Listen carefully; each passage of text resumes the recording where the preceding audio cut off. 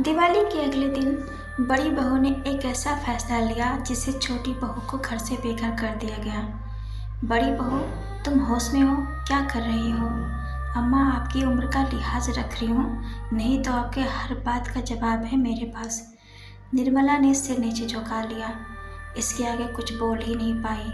छोटी बहू आकर निर्मला को अपने कमरे में ले गई। अम्मा, मुझसे कोई गलती हो गई क्या? भाभी मुझे इतना सुनाए जा रही हैं। मुझे भी बोलना आता है, पर मेरे पति ने कुछ भी बोलने के लिए मना किया है। मैं उनके खिलाफ भी नहीं जा सकती हूँ। निर्मला ने शिखा से कहा, तुमको यहाँ से जाना होगा। क्या कह रही हो अम्मा? आप भी उनकी साइड ले रही हैं? अम्मा, आखिर क्यों? शिखा रोने लगी। संजना बड़ी बहू भी कमरे में आई। तुमको जाना ही होगा। अगर नहीं जाना चाहती तो तुमको जॉब करना पड़ेगा और घर का खर्च भी देना होगा। भाभी, मैंने कोशिश की थी पर कहीं भी जॉब नहीं मिली। आपको पता है तो मैं सिर्फ 12वीं कक्षा तक पढ़ी हूँ। तो बर्तन मांजो, झाड़ू पोछा लगाओ कहीं जाके। इस घर में रहना है तो कुछ ना कुछ काम करना पड़ेगा। मुफ्त की रोटियां तोड़ती हो, जरा सा शर्म नहीं आती है? हाँ। शिखा के आंसू सूख चुके थे, चेहरे पर खामोशी छा गई। बड़ी बहू बोल के अपने कमरे में चली गई। निर्मला ने कहा, मैं मजबूर हूँ, क्या करूँ? रवि कुछ भी अता पता नहीं चल रहा है। वो कहाँ है, कैसा है और क्या कर रहा होगा? वो तो तेरे बारे में भी नहीं सोचा। शादी के दूसरे दिन ही वो गायब सा हो गया। बड़ी बहू कमाई इस घर का गुजारा कर रही है। घर में इतने लोग हैं, उससे सबके खर्चे पूरे नहीं हो पा रहे, तो कुछ ना कुछ कर ले ताकि तुझे बार बार उसके ताने न सुनने पड़े। आपको क्या लगता है मैंने काम की तलाश नहीं की होगी? जहाँ भी जाती हूँ तो लोग मेरा फायदा उठाने की कोशिश करते। अम्मा, मैं सब करके देख लिया। आप मुझे मेरा हिस्सा दे दो। मैं अलग होकर चैन से जीना चाहती हूँ। आप मेरे साथ रहना। बेटा, मेरी मानो तो तुम इस घर से चले जाओ और जाकर अपने पति को ढूंढो। क्या पता वो मिल जाए। 2 साल हो गए हैं। उनको आना होता तो मेरा ख्याल होता तो वो आ जाते। आए क्या? नहीं ना। बेटा, इस घर में तुम्हारा कोई हिस्सा ही नहीं है। क्या? ऐसा क्यों कह रही हो? अम्मा, ये हिस्सा नहीं है, बड़ी बहू के नाम है ये घर। क्या? ये कब हुआ? पिछले साल ही। अच्छा, इसलिए आप उनकी तरफदारी कर रहे थे। अब समझ में आया, मैं मजबूर हूँ। नहीं, आपने भी सोच लिया कि आपका बेटा इस दुनिया में नहीं है। मुझे तो आप ही पसंद की थी ना अपने बेटे के लिए। कैसी माँ हो आप? निर्मला वहाँ से चली गई। शिखा अपने पति की तस्वीर लेकर सीने से लगाकर रोने लगी। आप कहाँ हो? देखो ना, ये लोग मेरे साथ क्या कर रहे हैं। आओ, जहाँ कहीं भी जल्दी से आ जाओ। अगली सुबह संजना ने कहा, तुम अगर कहीं जॉब नहीं कर सकती तो तुमको वो करना पड़ेगा जो मैं कहूँगी। शिखा ने हाँ में सिर हिला दिया। बेचारी करती भी क्या? माता पिता इतने गरीब है कि उसे एक वक्त की रोटी भी नहीं खिला सकते। पिताजी को लकवा मार दिया, 24 घंटे बिस्तर पर ही रहते हैं। निर्मला ने शिखा को खेत जोतने के लिए बोला, किसी दूसरे से काम कराने देने पड़ेंगे। अगली सुबह शिखा खेत में हल और बैल लेकर पहुंच गई। संजना ने नहीं बताया कि कितना खेत जोतना है। घर पर इमरजेंसी हो गई है, संजना बोलकर वहाँ से भागती हुई घर आई। निर्मला से पूछा, अम्मा, शिखा कहाँ है? वो तो बैल और हल लेकर खेत के पसीने छूट रहे थे। वो खेत की ओर दौड़ी। शिखा खेत के कोने में हल चला दी, जहाँ की जमीन पर बड़े बड़े घास लगे हुए थे। लगता है यहाँ पर कभी हल ही नहीं चला। कितना कठोर जमीन है इधर। उधर साइड कितना सही था।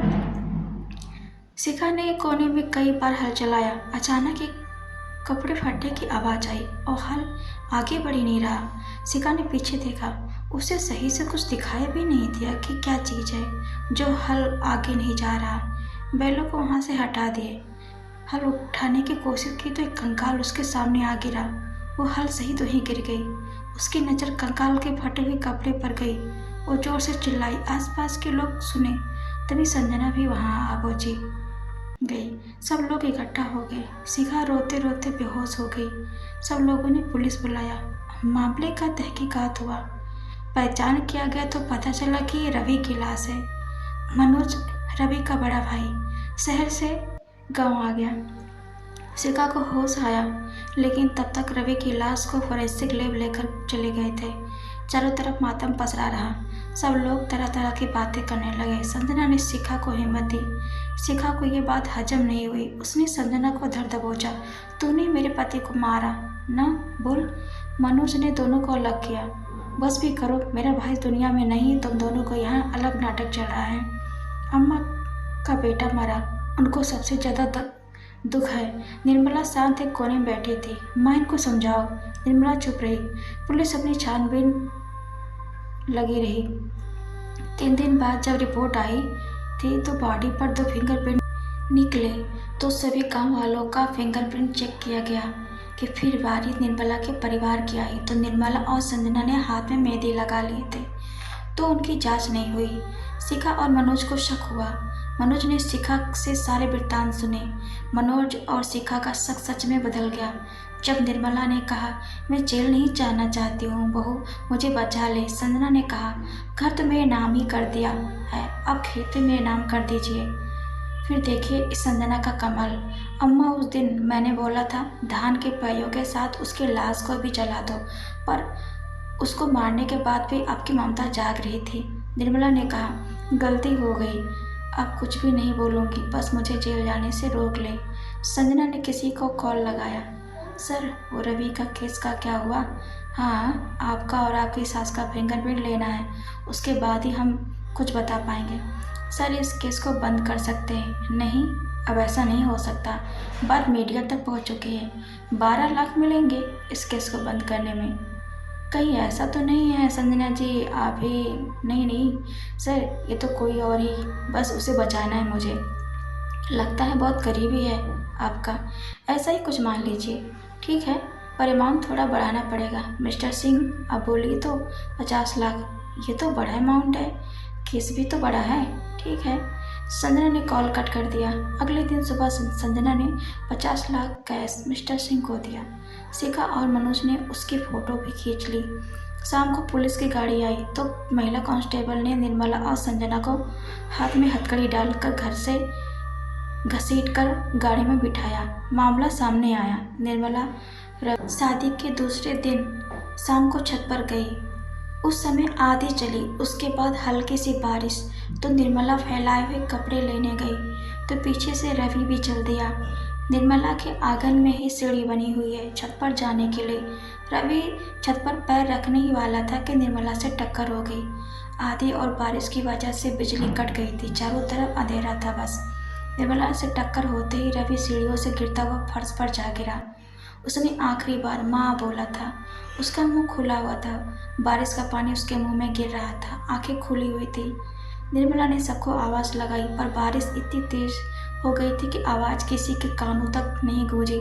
संजना आंगन की ओर आ रही थी। बिजली इतनी तेज चमक रही थी कि फर्श पर पड़ा रवि और उसके पास बैठी निर्मला साफ दिखाई दे पा रहे थे।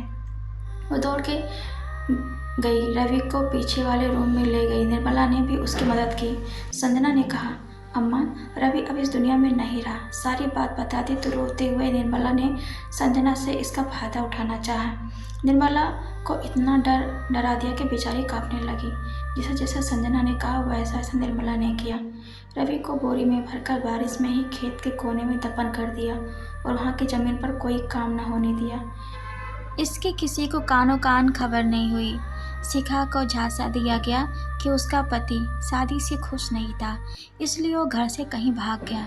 बेचारी शिखा आज तक के इंतजार में थी कि रवि लौट के आएगा, पर आज ये ख्वाब ही टूट गया।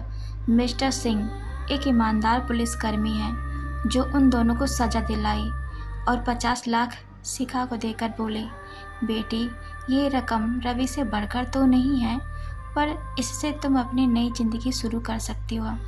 मनोज ने संजना को तलाक दे दिया और शिखा को अपनी छोटी बहन का दर्जा देकर उसकी शादी एक अच्छे घर में करा दी। अगर आपको ये मेरी कहानी अच्छी लगी हो तो मुझे सपोर्ट करें और मेरे YouTube चैनल को सब्सक्राइब करें। Thanks for watching.